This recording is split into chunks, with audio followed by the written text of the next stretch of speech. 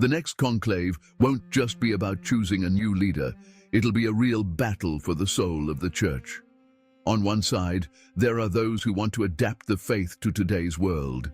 On the other side, we find those who are determined to resist, those cardinals who oppose Pope Francis and strongly defend a solid and unchanging doctrine. Who are these men? What values do they stand for? And how could they shape the future of Catholicism? In this video, we'll explore the faces, ideas, and battles of 5 key figures who could play a decisive role in the Church's future. We invite you to stay with us until the very end. The last name is considered a possible successor to Pope Francis. This is Cardinal Robert Sarah from Guinea, one of the most authoritative and firm voices against excessive modernization of the Church.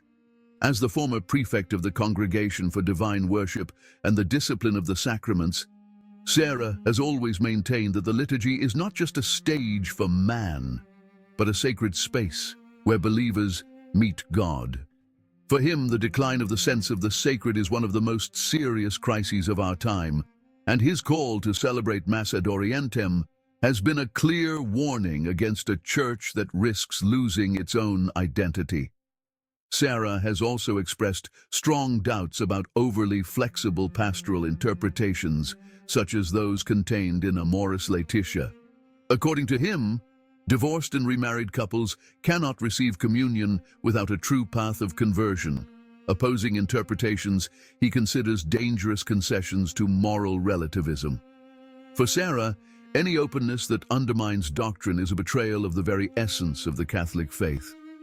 Although his chances of becoming pope are slim, Sarah's role in the next conclave will be fundamental. He is a symbol of faithfulness to tradition and could gain support from those cardinals who see the current crisis as a need to return to doctrinal clarity and a sense of the sacred. His thinking, although not dominant, represents a firm resistance against a church increasingly influenced by the trends of the moment.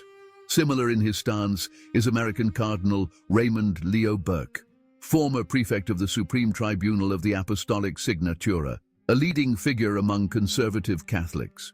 His open opposition to various pastoral and organizational reforms of Pope Francis's pontificate has made Cardinal Raymond Leo Burke a point of reference for those who defend the traditional doctrine of the Church. In particular, Burke has firmly questioned the conclusions of Amoris Laetitia, criticizing the openness to communion for divorced and remarried couples. According to him, this approach compromises the principle of the indissolubility of marriage, a fundamental pillar of the Catholic faith. For Burke, mercy cannot be separated from truth and justice, and any concession in this direction represents a dangerous step toward moral relativism. He has also expressed strong criticism of the centralized approach adopted in the management of the Curia during Francis's pontificate. Burke stresses the importance of canon law as a bulwark of stability and consistency for the Church, opposing what he perceives as excessive discretion in pastoral and administrative decisions. According to him, law is not an obstacle to the Church's mission, but an indispensable guide to preserve Catholic unity and identity. In the next conclave, although not considered a frontrunner, his presence will be strategic. Burke will represent a strong and influential voice for a return to doctrinal clarity, capable of catalyzing the consensus of cardinals with similar views. Among the prominent figures in the conservative landscape is also the German Cardinal Gerhard Ludwig Müller, former prefect of the Congregation for the Doctrine of the Faith. An intellectual of great relevance and a refined theologian, Müller has often expressed reservations about some of the directions of Francis's pontificate, insisting that the integrity of the faith cannot be sacrificed for merely pastoral reasons. Müller has firmly opposed proposals for decentralization in the Church, one of the central themes of the current pontificate. For the cardinal, giving episcopal conferences greater autonomy in defining pastoral practices could fragment the doctrinal unity of the universal Church. He has strongly emphasized that authority in the Church must always be linked to revealed truth, which is unchanging and universal. His vision, rooted in the defense of tradition, makes him an authoritative and respected figure, capable of profoundly influencing the debates of the conclave. Müller represents a church that emphasizes doctrinal unity and fidelity to the deposit of faith, in contrast to trends that could compromise these fundamental principles. Cardinal Gerhard Ludwig Müller has expressed deep concern about the confusion generated by the interpretation of Amoris Laetitia. Reiterating the indissolubility of marriage and the importance of authentic conversion for divorced and remarried couples, Müller has warned that doctrinal ambiguities risk making some fundamental principles of the Catholic faith appear negotiable. In the next conclave, Müller will be a point of reference for those cardinals who consider fidelity to theological and doctrinal tradition a non-negotiable priority. His ability to clearly articulate the fundamental principles of the faith makes him an authoritative and symbolic figure for those who hope for a pontiff who decisively reaffirms the immutability of doctrine. Another prominent figure is Cardinal Willem Jacobus Eijk, Archbishop of Utrecht in the Netherlands. Known for his firmness in defending Catholic doctrine, especially in the bioethical and moral spheres.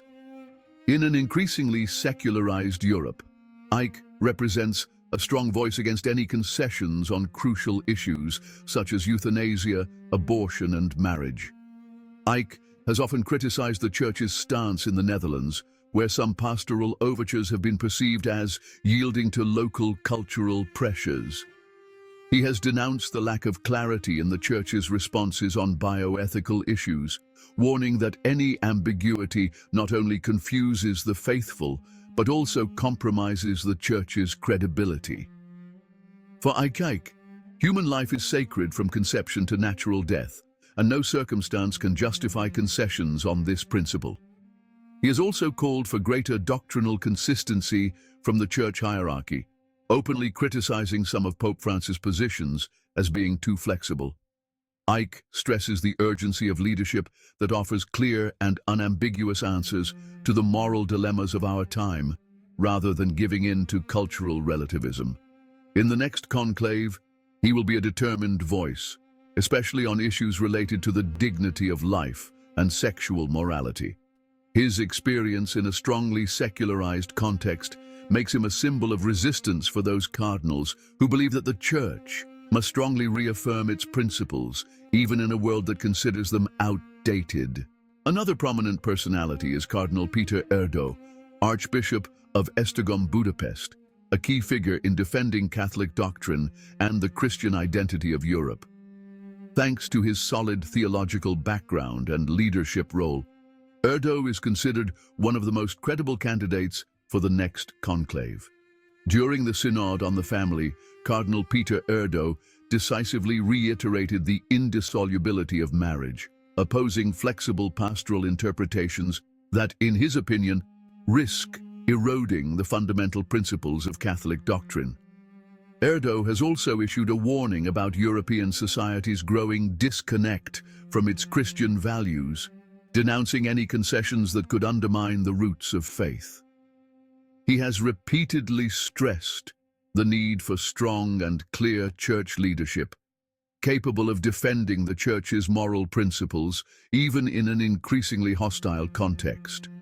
In the next conclave, Erdo will be a point of reference for those cardinals who want to return to doctrinal coherence and the reaffirmation of Catholic principles in a world dominated by relativism. Although his candidacy is not one of the most talked about in the media, Erdo could represent a balanced and authoritative choice, capable of catalyzing the consensus of those seeking a moderate but firm in faith profile. The next conclave will be a crucial moment, a turning point for the future of the Church. It will be an opportunity to choose between a Church that strongly reaffirms its doctrine and one that continues to yield to the pressures of modernity. Traditionalist cardinals are calling for a pope who will not give in to concessions, who will represent a clear and unambiguous sign. Faith is not negotiable. The future of Catholicism is at stake. The question is simple but crucial. Will the church remain true to its soul, or will it lose itself chasing after the world? What do you think? If you liked the video, comment Amen. God bless you.